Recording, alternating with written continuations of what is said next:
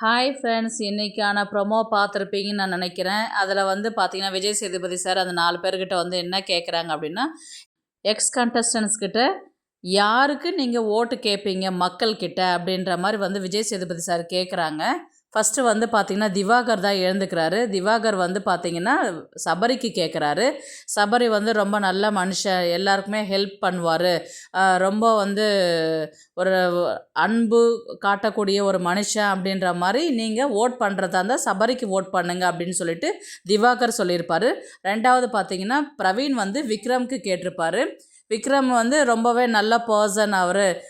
எந்த ஒரு விஷயத்தையுமே வந்து மேல் பார்வையாக பார்க்காம அதனுடைய டீப்பாக போயிட்டு அதுக்கான ஒரு பிரச்சனைக்கான ஒரு சொல்யூஷனை வந்து கிளியராக கொடுக்கக்கூடிய ஆளுன்னு வந்து பார்த்திங்கன்னா விக்ரம் சொல்லலாம். அதனால் அவருக்கு நீங்கள் ஓட் போடுங்க அப்படின்னு சொல்லிட்டு பிரவீன் வந்து விக்ரம்க்கு சொல்லியிருப்பார். வியானா வந்து அரோராக்கு கேட்டிருப்பாங்க. ஆல்ரெடி வந்து அவங்களுக்கு நேம் வந்து வேறு மாதிரி இருந்தது வெளியில் சோஷியல் மீடியாவில். இப்போ அந்த பேரெல்லாம் போயிட்டு இனி அவங்களுக்கு ஒரு நல்ல பேர் இருக்குது. இப்போ அரோரானா யாருன்ற அளவுக்கு தெரிஞ்சிருச்சு. அதனால் அவங்களுக்கு நீங்கள் ஓட் பண்ணுங்க அப்படின்னு சொல்லிட்டு வியானா வந்து சொல்லியிருந்தாங்க. கெமி வந்து திவ்யா பேரை சொன்னாங்க.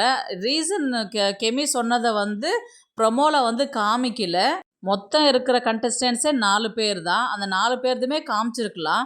3 பேர்து மட்டும் காமிச்சிட்டு ஒரு ஆளை மட்டும் அவங்க ஸ்கிப் பண்ணுறாங்கன்னா திவ்யாவுக்கு எதிராக நடக்குதா பிபி டீம் அப்படின்ற மாதிரி தான் யோசிக்க தோணுது.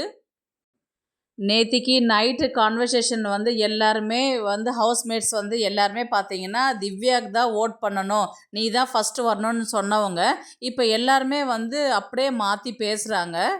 விஜய் சேதுபதிக்கு திவ்யாவை பிடிக்காதுன்றது எல்லாருக்குமே தெரிஞ்ச விஷயம். திவ்யா வந்து வரக்கூடாதுன்றது விஜய் சேதுபதி நினைக்கிறாருன்றது தெரில. ஆனால் விஜய் சேதுபதி விக்ரம் தான் வரணுன்றது எதிர்பார்க்குறாருன்றது தெரியல.